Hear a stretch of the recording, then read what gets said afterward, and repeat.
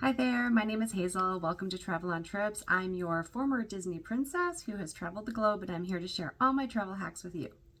Today we're going to talk about how to plan a trip. That goes from destination selections to itinerary planning and even packing. So the first thing that you're going to want to do is create a bucket list. My advice is to use Google search and look for unique destinations. You can also research the safety of the locations that you're interested in. You'll be able to gather some information about some activities you'd like to do there.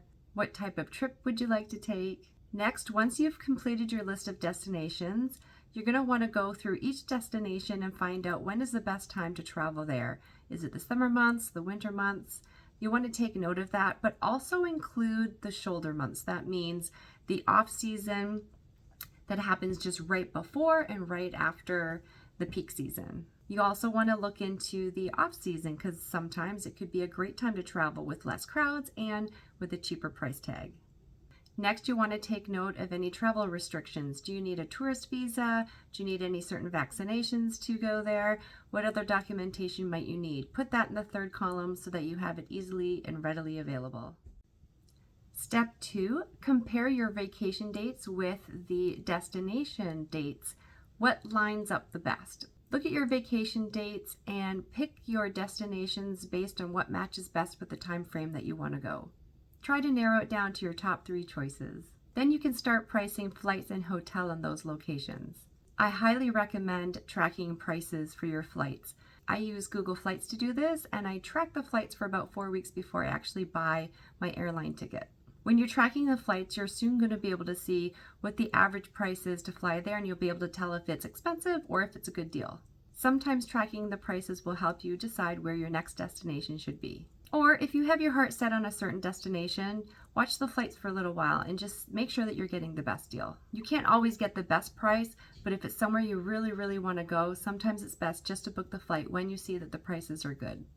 So after a bit of flight tracking and price monitoring, if you feel like it's a good deal, snag those seats. The next thing you should do once you purchase your flights is to buy flight insurance, and I highly recommend doing this. I use the company World Nomads. I've had very good experience with them. Sometimes I've purchased the insurance with peace of mind and I've never had to use it. And there was this one time where I tested positive for COVID 12 hours before my flight and I had to cancel it. And thanks to World Nomads, everything was refunded and I wasn't out of pocket for anything. So I was very grateful that I purchased flight insurance. So I really highly recommend that you do that. The next thing you're going to want to do is plan your itinerary. What kind of trip do you want to take? Is it going to be adventure? Is it for relaxation? Are you going to an all-inclusive resort? You want to make sure that you think about your itinerary with how you want to feel on your vacation and how you want to return from it. I get a lot of my ideas from doing Google searches. I often find myself scouring through pages on TripAdvisor. I absolutely love seeing other people's blogs on Pinterest. You can get some really great ideas. Instagram is also a great place to get some information, and you can even join some Facebook groups geared towards the destination that you're planning to go to.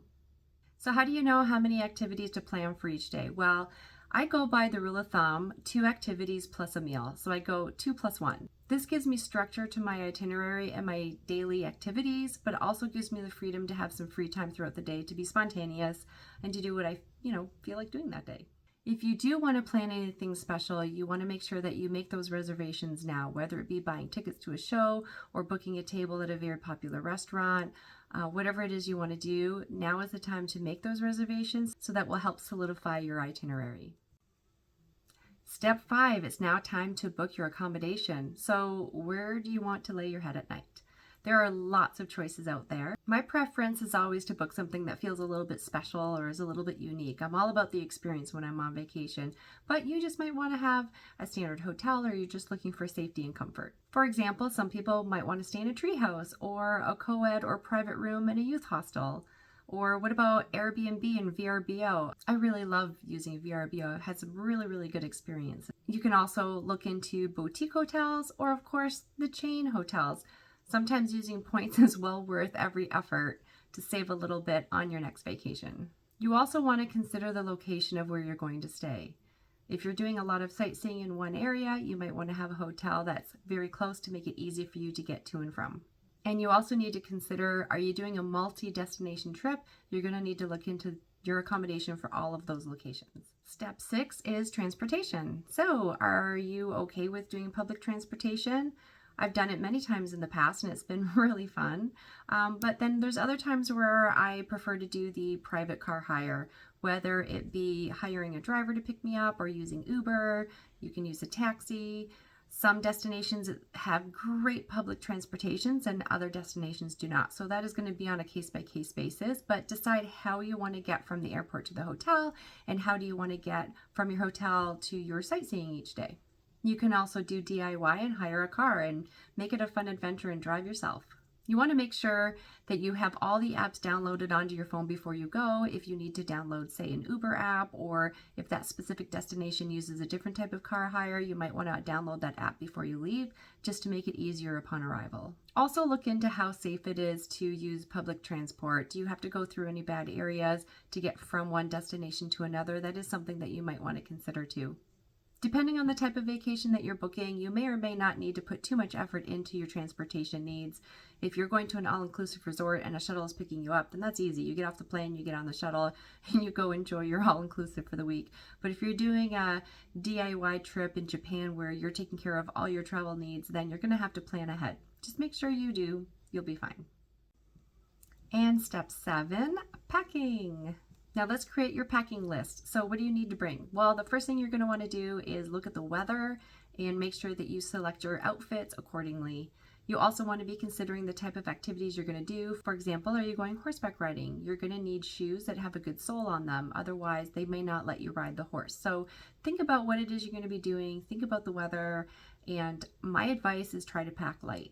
Typically, I'm an overpacker. However, I've been very disciplined in trying to be a minimalistic packer, and I can't tell you how empowering it is and how much better I feel going on vacation. First of all, it's less stuff to lug around, and second of all, typically I like to buy things when I'm on vacation. So if I bring too much, then I don't have anywhere to bring the new stuff home. So just leave it at home and bring home some souvenirs and treat yourself to a new outfit while you're on vacation. You'll also want to consider your electronics. Do you need a converter? What type of chargers do you need? You want to make sure that you have everything you need to stay connected if you want to stay connected.